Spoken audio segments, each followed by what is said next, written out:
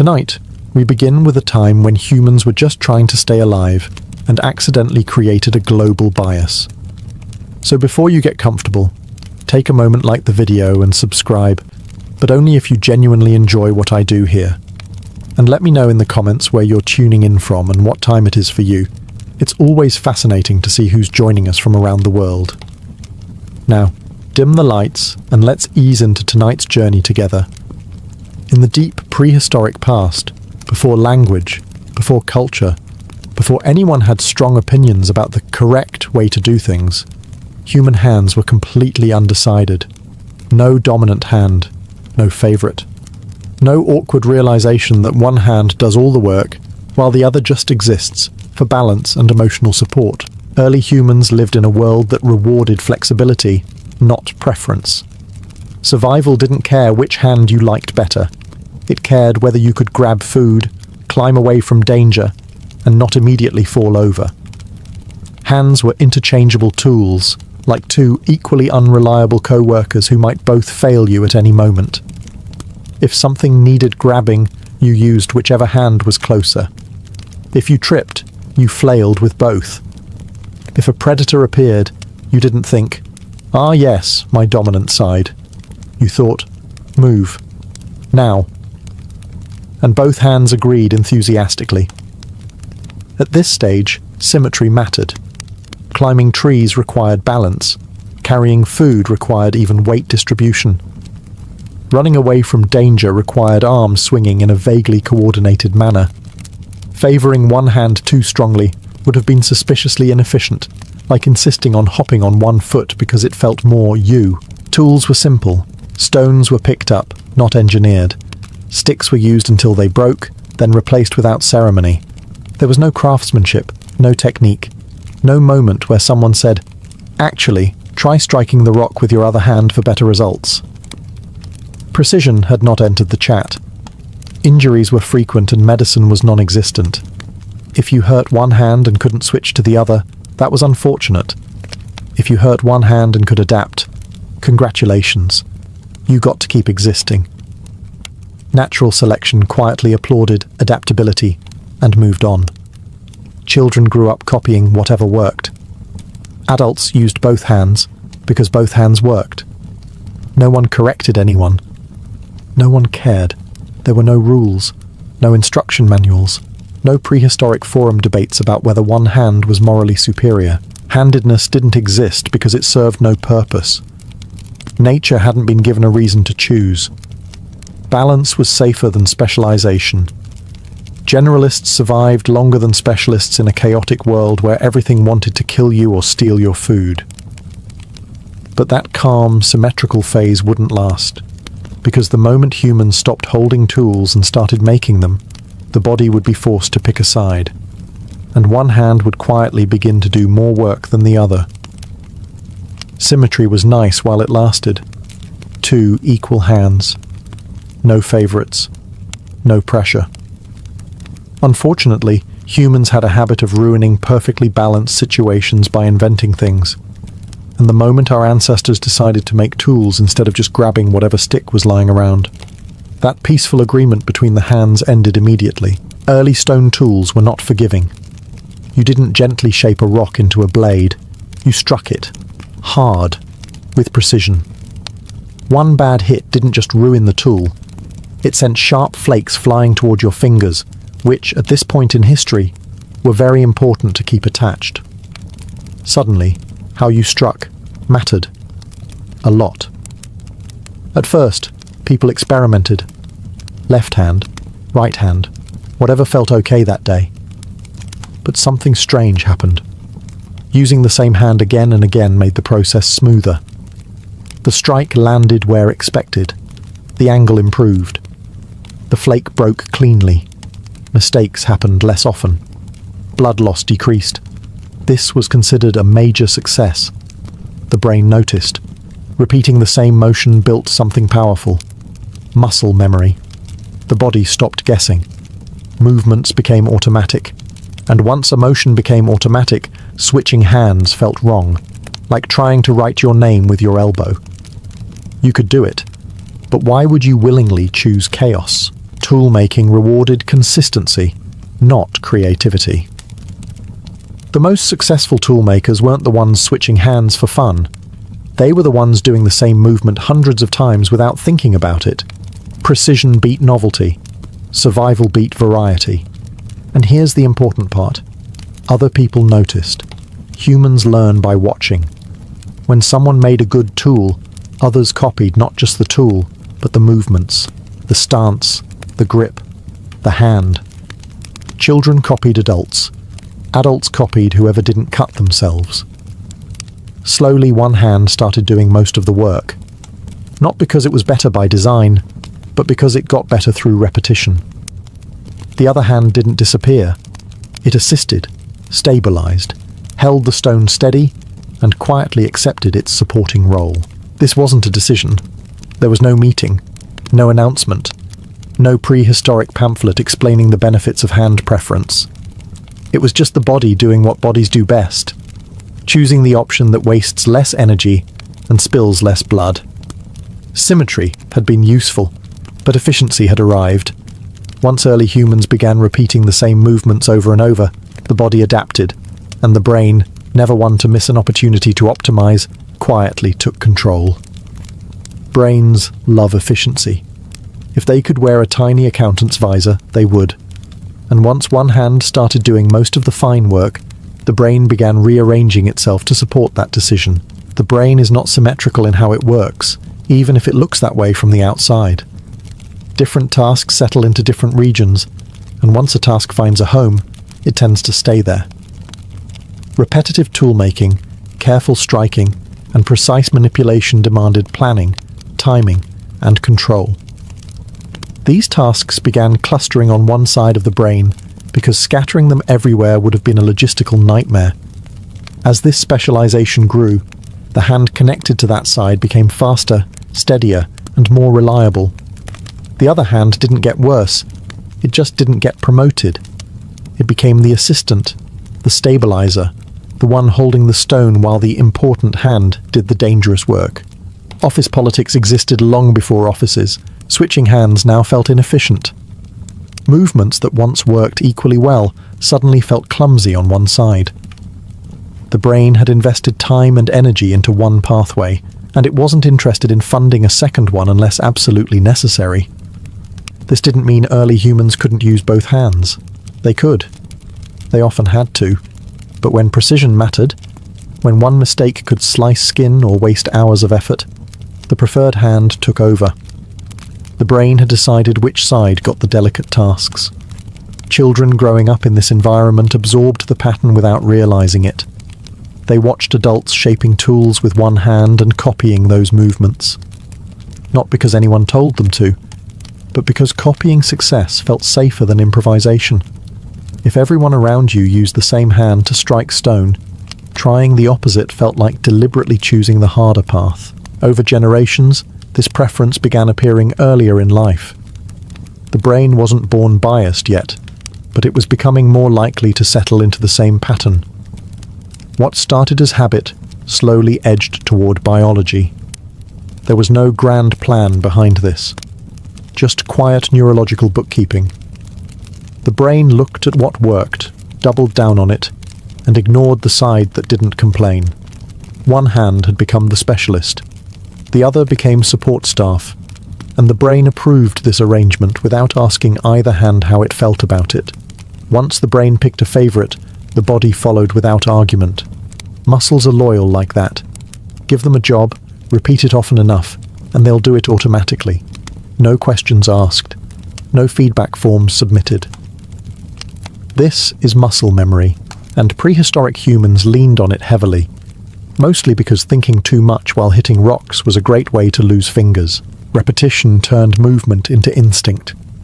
The preferred hand struck stone again and again, learning the exact angle, force, and timing needed to split flakes cleanly.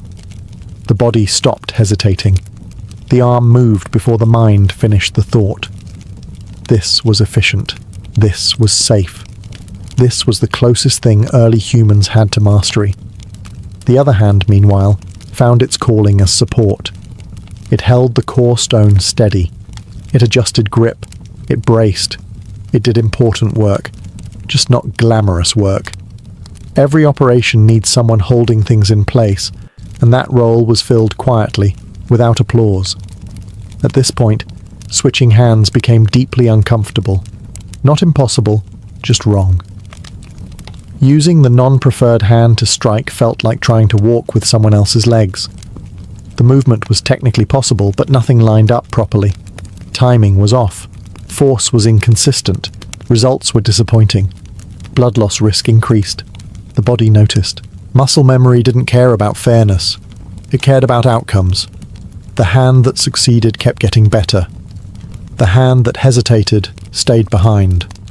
Over time, the gap widened. What started as a mild preference hardened into a default setting. Daily life reinforced this constantly. Cutting meat, scraping hides, carving wood. Every task repeated the same motion. Each repetition strengthened neural pathways and muscle coordination. The body slowly stopped treating both hands as equals and started treating them as a team with assigned roles. Children learned this without instruction. They copied adults, and their muscles learned what adult muscles already knew. If the adults used one hand to strike, children practiced that hand more often. Practice built familiarity. Familiarity built preference. Preference built habit, and once a habit becomes automatic, questioning it stops making sense. No one asked, "Should I use my other hand today?" The body had already answered that question hundreds of times. The answer was always the same. By now, handedness wasn't just a choice. It was embedded in movement itself. The body had decided long before the mind ever noticed. By the time muscle memory had taken over, handedness was no longer just an individual habit. It had quietly become a social one. Early humans didn't learn from instruction manuals or helpful diagrams. They learned by watching. And humans are excellent imitators, sometimes to our benefit, sometimes to our downfall. When someone in the group made good tools, everyone noticed. Not because they wanted to compliment them, but because good tools meant better hunting, cleaner cuts, and fewer injuries. If you wanted to survive, you copied the person who wasn't bleeding. And copying didn't stop at the tool itself. People copied the stance, the grip, the rhythm, and most importantly, the hand. If the best toolmaker used one hand, trying to use the other felt like deliberately choosing the wrong answer on a test where the punishment was sharp stone fragments. Children absorbed this pattern without anyone explaining it. They watched adults work and mirrored them instinctively. Not because they understood efficiency, but because imitation felt safe. Doing things the normal way reduced mistakes. Doing things differently invited attention, and attention was rarely good in a prehistoric camp.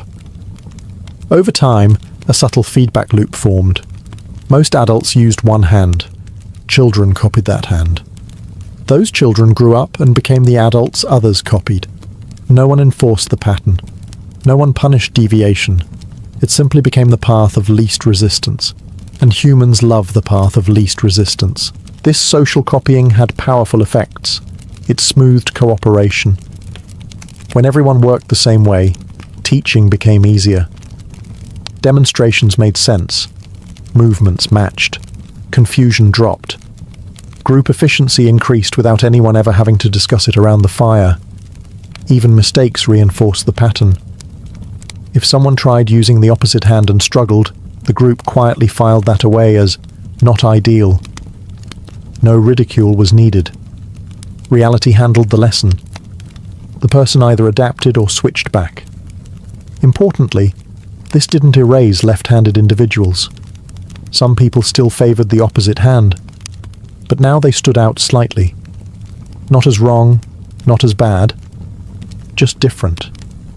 And difference in a survival-focused group carried subtle costs. It slowed learning. It made imitation harder. It required explanation.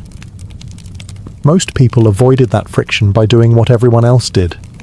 So handedness stopped being just about bodies and brains. It became cultural, passed down through observation rather than genetics alone. A behavior inherited by watching, not by choice, By now, the bias was no longer quiet. It was normal. As early humans spent more time living in groups, something subtle but powerful began shaping behavior: predictability. In a prehistoric camp, predictability wasn't boring. It was comforting. When everyone knew what everyone else was likely to do, fewer things went wrong. And fewer things going wrong meant fewer injuries, fewer arguments, and fewer funerals. When most people used the same hand for precise tasks, movement became easier to anticipate. You knew where someone's arm would swing when they struck stone. You knew which side they'd pass a tool from. You knew how close you could stand without suddenly losing a finger. This mattered more than you might think, especially when sharp objects were involved. Imagine several people working close together, shaping tools or processing food. If everyone moved differently, chaos followed. Arms crossed unpredictably. Hands collided. Someone got cut. Predictable movement reduced all of that. And predictability came from shared habits, including which hand did the dangerous work. Once a majority used the same hand, coordination improved automatically. Tasks flowed more smoothly. Teaching required fewer gestures. Demonstrations made sense without explanation. The group didn't become better because anyone was smarter. It became better because everyone moved the same way. This also mattered during hunting and defense. When people stood side by side, they needed to know how others would move, which arm would extend, which direction a throw would come from, which side someone would step toward when startled. Shared handedness made group motion feel synchronized, even without conscious planning. Those who matched the group's movements fit in more easily. Not socially, literally. They moved through space with fewer collisions and fewer corrections. That small advantage mattered in a world where mistakes cost energy, and energy was survival. People who didn't match weren't punished. They weren't expelled. But they stood out. They had to adapt more often. They had to explain themselves more. Their movements required adjustment from others. And in a prehistoric setting, being the one who required extra adjustment was inconvenient. So most people quietly aligned with the group. Not because they were forced to, but because it worked. Humans have always favored behaviors that reduce friction. The hand that matched the group reduced friction in every sense of the word. At this point, handedness wasn't just about tools or brains. It was about moving safely among others. And predictability had become a survival trait. The group didn't choose a dominant hand. It simply drifted toward the one that caused fewer problems. If tool-making nudged humans toward a preferred hand, hunting shoved them firmly in that direction and then asked them to commit. Hunting wasn't a solo activity for long. Once early, humans began working together to bring down animals larger, faster, and significantly more annoyed than themselves. Coordination stopped being optional. Thrown weapons were the turning point. Spears, stones, and later sharpened projectiles demanded accuracy. A bad throw didn't just miss dinner, it alerted the dinner. And the dinner often responded with horns, hooves, or teeth. Precision mattered. Consistency mattered more. Throwing is not symmetrical. It relies on timing, balance, and follow-through. Repeating the same throwing motion with the same arm dramatically improves accuracy. Switching arms resets the learning curve. Early hunters didn't have the luxury of experimentation. They needed the arm that hit most often, not the arm that felt philosophically balanced. Once most hunters favored the same arm, hunting formations adapted. People spaced themselves based on expected throws. You knew which side someone would wind up from. You knew where not to stand unless you enjoyed sudden blunt force trauma. Shared handedness reduced friendly fire incidents, which were already unpopular. The same logic applied when things went wrong. Animals charged, groups scattered, people reacted instinctively. Instinct favored the practiced hand. The hand that had thrown hundreds of times responded faster under stress. The other hand hesitated, and hesitation was rarely rewarded in prehistoric life. This didn't require violence between humans, though that came later. Just surviving the hunt was enough to reinforce the bias. Those who aligned with the dominant throwing pattern succeeded more often. Success meant food. Food meant survival. Survival meant passing on habits, not opinions. And here's the quiet part. Left-handed individuals didn't disappear. Some were excellent hunters. Some may have been better precisely because they were different. But being different required others to adjust, and adjustment introduced risk.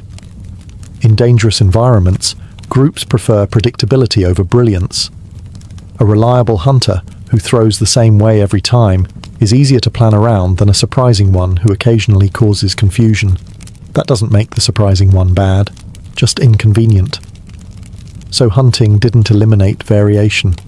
It locked in the majority. Once survival hinged on repeated, coordinated movement under stress, the hand that performed best most often became the default. Not because it was right, but because it worked. And in prehistory, it worked was the highest compliment nature ever gave. Hunting taught humans many things, but perhaps the most important lesson was this. Under stress, you do not rise to the occasion. You default to habit. And nothing reveals a habit faster than a moment when something large, fast, and very motivated is running toward you. In calm conditions, early humans could still use both hands fairly well. They could switch if needed. They could adapt. But stress has no patience for experimentation. When danger appeared suddenly, the brain skipped deliberation and reached for the movement it trusted most. The hand that had practiced more simply moved first. This is where handedness stopped being a mild preference and started becoming automatic. When a hunt went wrong, there was no time to think. You didn't evaluate which hand might be optimal today. You reacted. You threw. You struck. You grabbed. And every time stress forced the same hand into action, that pathway grew stronger. The brain quietly updated its notes. This is the hand we use when things get serious. Repeated stress locked this pattern in, deeper than calm practice ever could.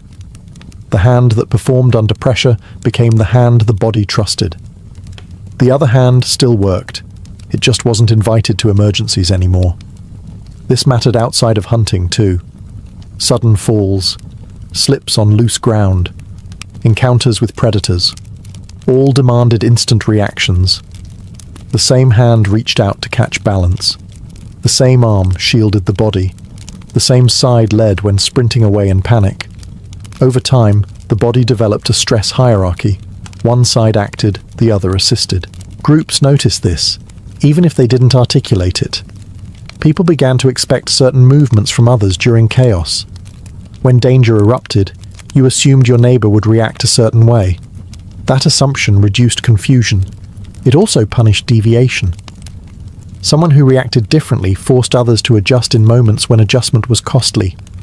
Again, no one banned alternative behavior. It just quietly failed more often.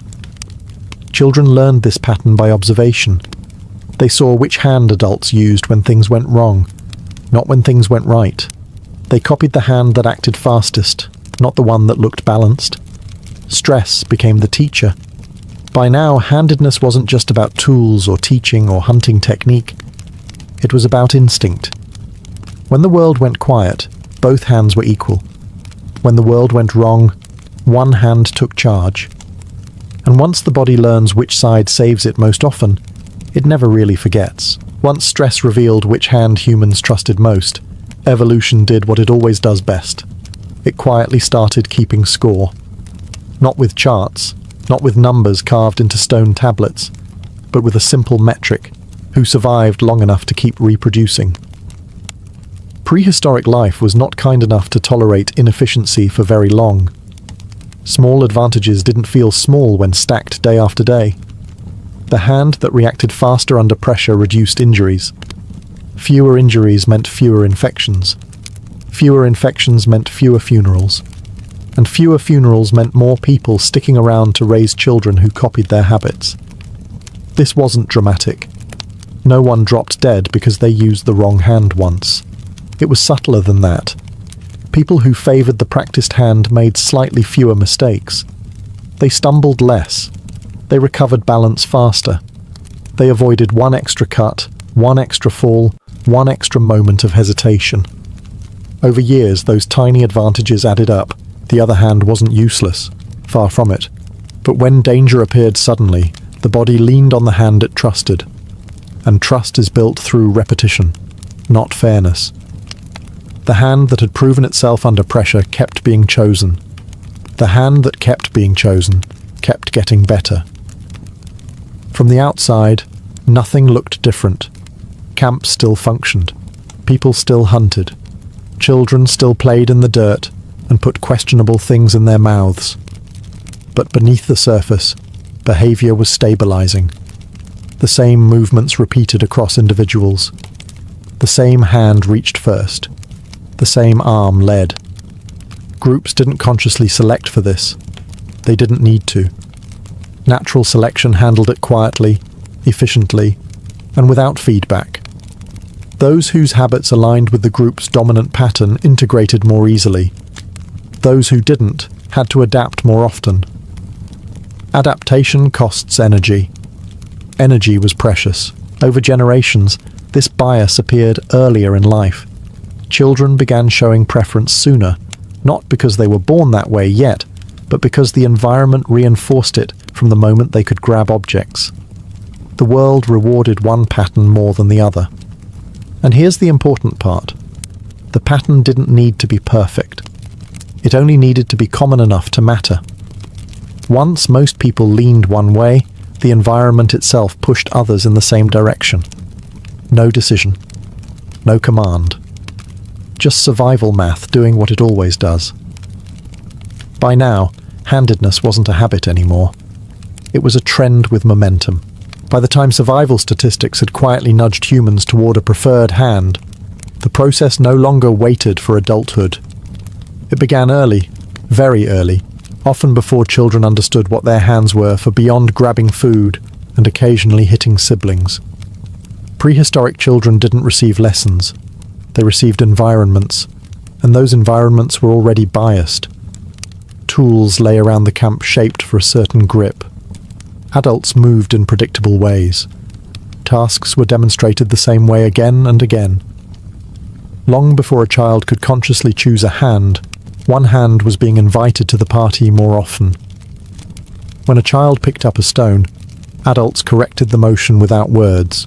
They adjusted the grip, they repositioned the arm, they showed the movement, and because most adults used the same hand, those corrections quietly favored that side. Not intentionally, just statistically. Children are learning machines with no filters. They don't ask, is this optimal? They ask, does this work? And what worked most often was what everyone else was doing. Using the same hand made copying easier. Easier meant fewer mistakes. Fewer mistakes meant fewer frustrated adults, which, in prehistoric times, was an underrated survival skill. As children practiced daily tasks, scraping hides, carrying food, shaping simple tools, muscle memory formed quickly. The hand used most often developed strength and coordination faster. The other hand didn't fall behind because it was weak. It fell behind because it was used less. Practice beats potential every time. This early reinforcement made handedness feel natural, even inevitable. By the time a child noticed they preferred one hand, the preference was already baked in. Asking them to switch would have felt strange, like asking them to suddenly walk backward everywhere. Importantly, this wasn't genetic destiny yet. It was learned behavior shaped by environment. Some children still leaned the other way, but the environment gently pushed most in the same direction. No pressure, no punishment, just gravity. And gravity always wins. Once this pattern reached childhood, it became incredibly stable. Adults weren't just passing down genes anymore. They were passing down habits before children could question them. Handedness stopped being something that emerged slowly. It appeared early and stayed. At this point in prehistory, the bias didn't feel like a bias. It felt like how hands worked. And that's the most powerful trick evolution ever plays, making history feel like instinct. Once handedness settled in early childhood, it stopped feeling like a behavior and started feeling like the way things were done.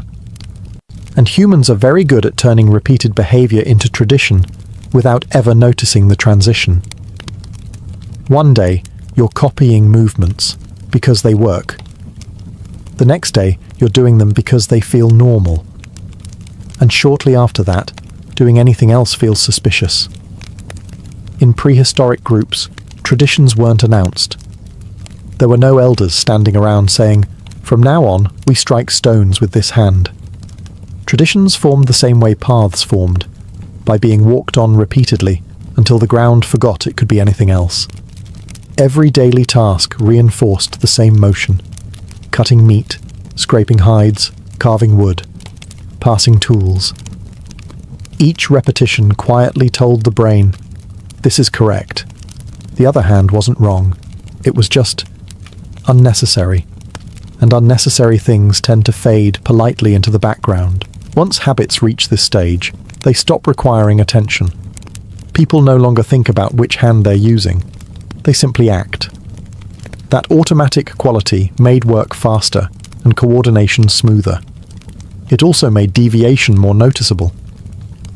Someone using the opposite hand wasn't breaking a rule, but they were breaking expectation. Expectation matters in groups. When people expect a certain movement, they plan around it. They stand accordingly. They pass tools accordingly. They react accordingly. When someone moves differently, others must adjust. Adjustment takes effort. Effort costs energy. Energy was precious. So even without judgment, tradition nudged people toward conformity. Most humans happily complied, not out of fear, but because it reduced friction. Being predictable made life easier, and easy was good. Children absorbed this atmosphere without commentary. They didn't learn handedness as a concept. They learned it as background noise. The way the fire was built, the way tools were held, the way bodies moved around one another. By now, handedness had crossed an important threshold. It no longer depended on immediate survival advantage. It was maintained by comfort, and comfort is powerful. Once something feels comfortable, questioning it feels unnecessary. This is how small biases survive long after their original purpose fades. They don't need enforcement. They don't need belief. They just need repetition. At this point in prehistory, handedness wasn't about tools or hunting anymore. It was about rhythm, about shared movement, about doing things the way they had always been done. And once a behavior reaches that stage, it becomes very difficult to reverse, even if no one remembers why it started. For a long time, handedness was just behavior. A habit reinforced by tools, teaching, and social comfort. But evolution has a funny habit of watching what organisms do, repeatedly and quietly, adjusting the hardware to match. Not immediately, not dramatically, just slowly, over generations, like a background software update no one asked for. Once most humans consistently favored one hand, their bodies began adapting in subtle ways. The preferred hand became stronger, faster, more coordinated. That alone wasn't genetic. Muscles respond to use. But the brain supporting that hand also developed more refined control. Neural pathways grew thicker. Signals traveled faster. Practice was literally reshaping the brain. Now imagine this pattern repeating across generations. Children grow up in an environment where one hand is used more. Their brains adapt early. Those whose nervous systems adapt efficiently perform tasks better.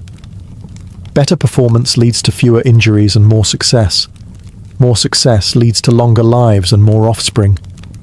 And suddenly, behavior starts whispering suggestions to biology. This doesn't mean babies were born right-handed overnight. Evolution doesn't work like flipping a switch. It works like erosion. Slow, patient, and relentless. Small neurological tendencies that made it easier to settle into the dominant pattern became slightly more common. Not guaranteed, just more likely. Some brains adapted faster to specialization. Some struggled more. Guess which ones thrived in a world that rewarded efficiency and punished hesitation? Over many generations, these tiny differences nudged population averages. The bias grew stronger, earlier, and harder to undo. Importantly, variation never vanished. Evolution hates monocultures. Too much sameness is risky. Left-leaning individuals continued to appear, partly because flexibility still had value, and partly because biology rarely reaches absolute extremes. A small minority remained different, and that difference occasionally paid off in unpredictable situations. But the majority trend kept drifting in the same direction. Once a behavior becomes common, the environment reinforces it. Once the environment reinforces it, biology begins accommodating it. This loop is powerful, quiet, and very difficult to reverse. By now, handedness wasn't just something people did. It was something bodies expected to do. And that's the moment when a prehistoric habit stopped being temporary. It became a trait, not fixed, not universal, but persistent.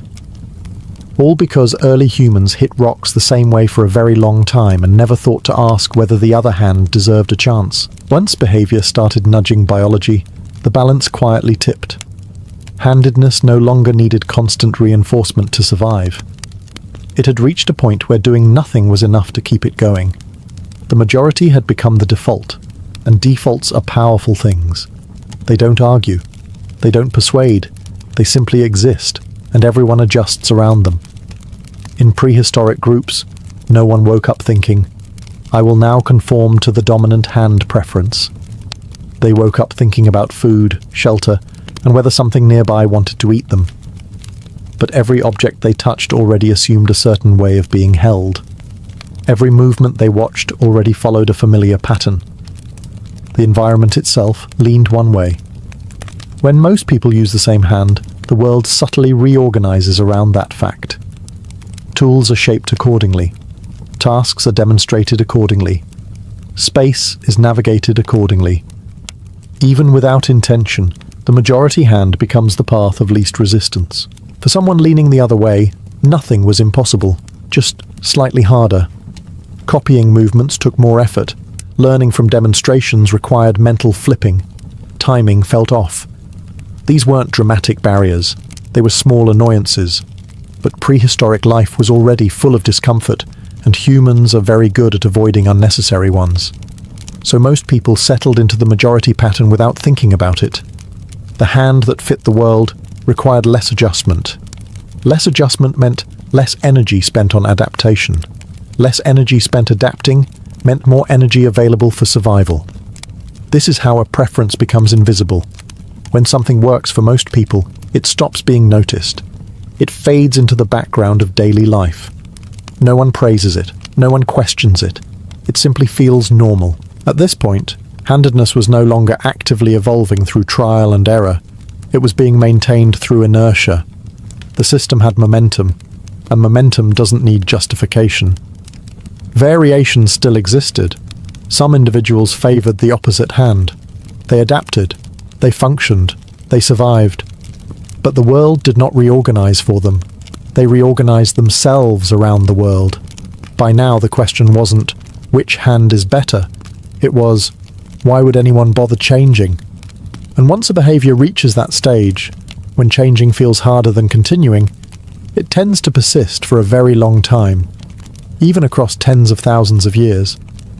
By now, it might sound like prehistoric humans were on track to become perfectly uniform, all moving in the same direction with the same hand like a very disorganized marching band. But evolution rarely allows anything to become that tidy. Just when you think a pattern has fully taken over, variation stubbornly refuses to leave. Left-handedness didn't vanish. It never did. And the reason is simple. Being different sometimes helps. In a world where most people moved, threw, struck, and reacted the same way, someone who did things differently introduced unpredictability. Unpredictability can be inconvenient for teaching, but it can be extremely useful in chaotic situations. During hunts, sudden confrontations, or moments of confusion, a person whose movements didn't match expectations could gain a small edge. That edge didn't need to be dramatic. It didn't need to win every encounter. It only needed to help occasionally. Evolution doesn't require dominance. It requires persistence. Left-leaning individuals were often more flexible. They learned to adapt in a world built around the majority. They switched tasks more easily. They compensated. They adjusted. That adaptability itself was valuable in unpredictable environments. Importantly, prehistoric groups didn't persecute difference. There was no ideology attached to handedness yet. No one thought one hand was evil or cursed. That comes later. In prehistory, difference was tolerated as long as it didn't cause constant problems. And left-handed individuals usually figured out how to make things work. From an evolutionary standpoint, this balance made sense. Too much uniformity is risky. If an environment changes suddenly, a population that behaves identically can fail together. Variation provides insurance. It's nature's backup plan. So left-handedness lingered at low levels. Not common enough to disrupt coordination. Not rare enough to disappear. Just enough to keep the system flexible. This is why handedness never reached 100% dominance. The system stabilized instead. Most people favored one hand, a minority favored the other. The balance held. And once a trait stabilizes like that, it becomes remarkably resilient. It survives migrations, climate shifts, and technological changes. It gets carried forward simply because nothing pushes it strongly enough to change. By the end of deep prehistory, handedness had settled into a familiar pattern. Mostly one way, occasionally the other, and never fully explained by anyone living through it. The bias was real. The variation was real. And both were here to stay. By the end of deep prehistory, nothing dramatic had happened to lock in handedness. There was no final moment, no turning point, no cave painting declaring one hand superior. Instead, something much quieter occurred. The bias simply stayed. What began as flexibility gave way to habit. Habit turned into tradition. Tradition nudged biology. Biology stabilized the pattern. And once that loop formed, it didn't need constant reinforcement anymore. It ran on momentum alone. Most humans now grew up favoring one hand without questioning it. They didn't know they were participating in an ancient evolutionary trend. They weren't aware they were inheriting a behavioral bias tens of thousands of years old. They just reached out, grabbed something, and kept going with their day. The environment supported this without effort. Tools felt right in one hand. Movements flowed more smoothly that way. Learning felt easier. Deviating required thought, and thought was energy. Energy was precious, so most people didn't bother. And that's the important part. Handedness didn't win because it was optimal in some perfect sense. It won because it was good enough and already there. Evolution loves good enough. It avoids unnecessary upgrades. Left-handed individuals continued to exist, quietly and persistently. They adapted to a world that leaned the other way. Sometimes that difference helped. Sometimes it didn't. But it never disappeared, because complete uniformity is dangerous. Variation kept the population resilient. By now, handedness had become invisible. People no longer noticed it forming. They only noticed it when something went wrong. When a movement felt awkward, when a tool didn't fit, when someone moved differently. That's usually how ancient traits survive. They disappear into the background until friction reminds you they're there.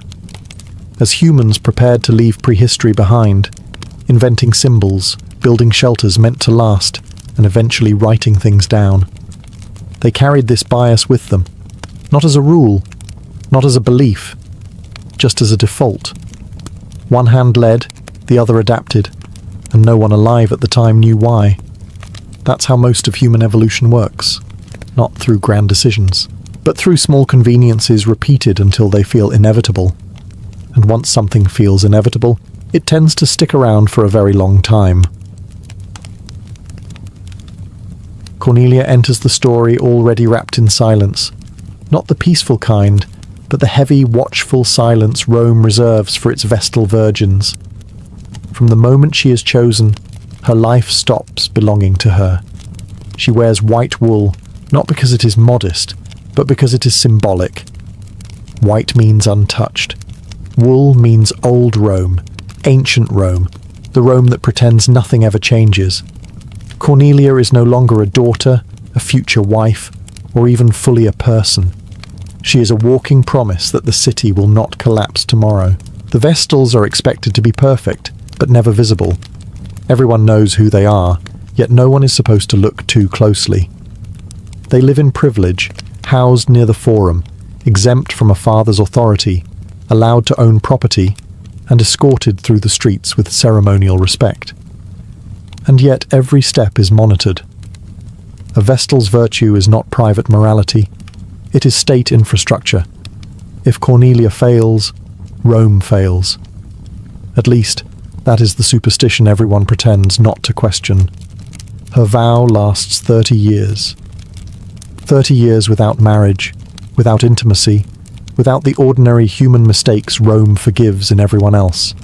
Senators cheat openly, generals father children across provinces, even the gods misbehave constantly. But a Vestal must remain untouched, or else the universe itself is supposedly offended. This is not faith.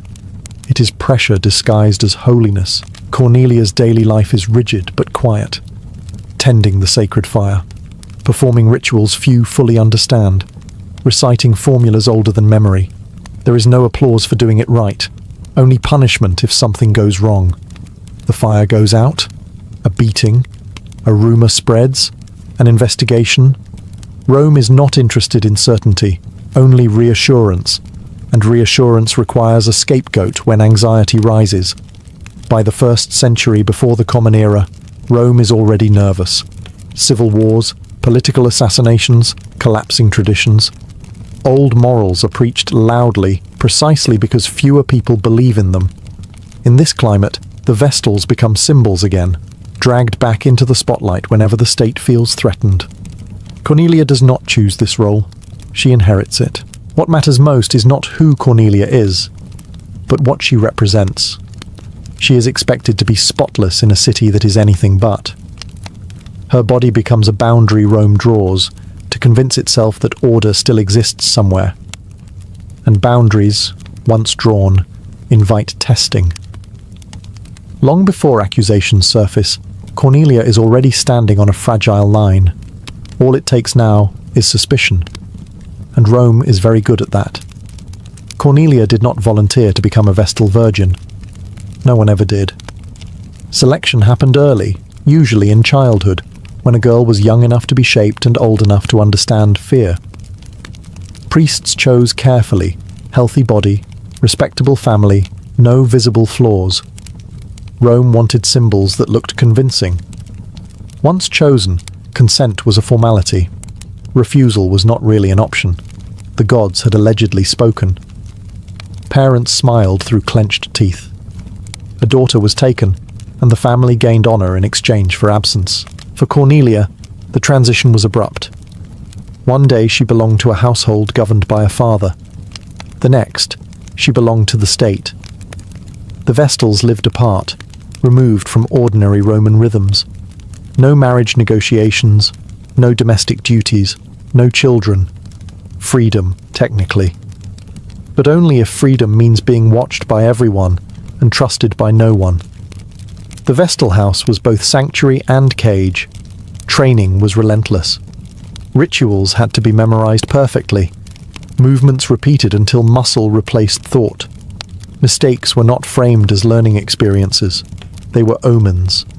A mispronounced prayer could mean divine displeasure. A clumsy gesture might explain a bad harvest or a military loss weeks later.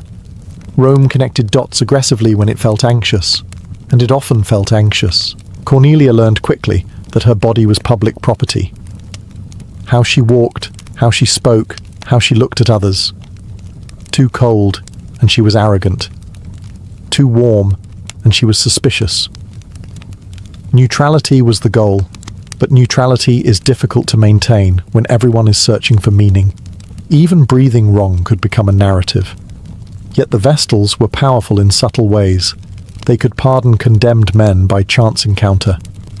Their testimony held unusual weight. They sat in places of honor at public games. Rome respected them because it feared what would happen without them. That fear was both protection and threat. Reverence can turn into violence when disappointment arrives. Cornelia grows into her role as the city grows more unstable. Political rivalries intensify. Public morality becomes performance art. Everyone talks about virtue because everyone suspects its absence. In this environment, the Vestal virgins become less like priestesses and more like stress indicators. When things go wrong, people look at them first. Cornelia understands this long before her name is spoken aloud. She watches other Vestals disciplined for small errors. She hears whispers about earlier trials, about punishments buried rather than discussed. The message is clear. Purity is not something you are. It is something you must constantly prove. And proof in Rome is often decided after the fact. Cornelia's fall does not begin with evidence. It begins the way most Roman scandals do, with murmurs. A look held too long. A favour granted too easily. A man seen leaving a place he should not have been near. In Rome, rumour is not background noise. It is a political tool, a form of entertainment, and occasionally a weapon sharpened for convenience. Truth is optional. Repetition is not. By the late 1st century before the Common Era, Rome thrives on accusation. The Republic is fraying, and everyone senses it. When institutions weaken, moral panic fills the gap. People want explanations for disasters, defeats, and unease. And explanations are much easier when they wear a human face, preferably a female one sworn to impossible standards. Cornelia's name begins circulating quietly. Not shouted, whispered, which is worse. Loud accusations demand proof. Whispers invite imagination. A Vestal accused of breaking her vow is the perfect storm. Sacred betrayal, sexual scandal, divine anger, and political distraction rolled into one. It does not matter whether the accusation is true. It matters that it feels useful. Rome tells itself that the Vestals are above suspicion. In practice, they are under permanent surveillance. Their interactions are monitored, their movements recorded, their friendships judged. Cornelia likely senses the shift before anything official happens. The smiles grow tighter. The glances linger. Silence becomes interpretive. At this stage, nothing concrete is required. Roman law allows suspicion to harden into assumption. If the gods seem displeased, someone must be responsible. Crops fail. Omens appear. A fire behaves strangely. None of these things need direct connection to Cornelia. The logic runs backward. Something is wrong. Therefore, someone must have sinned. Therefore, someone will be found. The most dangerous part is that Cornelia cannot defend herself in ordinary ways. She cannot explain private behaviour because she is not supposed to have any. She cannot point to a husband or household to vouch for her because she has neither. Her virtue is assumed until it is questioned. Once questioned, it becomes nearly impossible to prove. Rome claims to revere purity, but what it really worships is control. A Vestal's body is symbolic territory. Accusing Cornelia is not just about her. It is about reminding everyone that sacred roles exist, only as long as the state allows them to. Rumour becomes rehearsal. The city is testing how ready it is to condemn. By the time the accusation is spoken aloud, Cornelia's fate is already leaning in one direction. Trials in Rome rarely begin with neutrality. They begin with a story people have already decided to believe. When Cornelia is formally accused, Rome pretends to be shocked. This is theatre. Everyone has already rehearsed the outrage in private. The charge is simple and devastating. Violation of the Vestal vow of chastity. There are few crimes in Rome more symbolically explosive. A Vestal's impurity is not treated as a personal failing. It is treated as a crack in the cosmic order. Cornelia is no longer a woman on trial. She is a bad omen with a pulse. The proceedings are led by the College of Pontiffs, men who are both priests and politicians. This matters. The trial is not about discovering truth, but restoring confidence. Rome does not need certainty. It needs closure. And closure, in religious cases, often looks like punishment rather than proof. Cornelia is allowed to speak, but only within strict limits. She cannot cross-examine accusers. She cannot demand evidence in a modern sense. Roman law, especially sacred law, operates on reputation, interpretation, and perceived sincerity. How she speaks matters more than what she says. Calm can look cold. Emotion can look guilty. Silence can look arrogant. There is no winning posture. Witnesses are vague. Testimony relies on implication rather than fact. A man was seen nearby. A routine was broken. A gesture was misread. Each fragment alone means nothing. Together, they create a story. And Rome loves stories that explain its fears. Cornelia insists on her innocence. Vestals accused falsely often do. That is not unusual. What is unusual is that Rome seems unconvinced before she finishes speaking. The city is tense. Political factions are clashing. Morality trials offer a convenient outlet. Punishing a Vestal reassures the public that the gods are still being managed, that corruption has boundaries somewhere. There is also precedent, and precedent is cruel. Previous Vestals have been condemned under similar circumstances. Their names are remembered not for evidence, but for outcome. Once the charge is credible enough to be public, acquittal becomes dangerous. If Cornelia is innocent, then Rome has been wrong.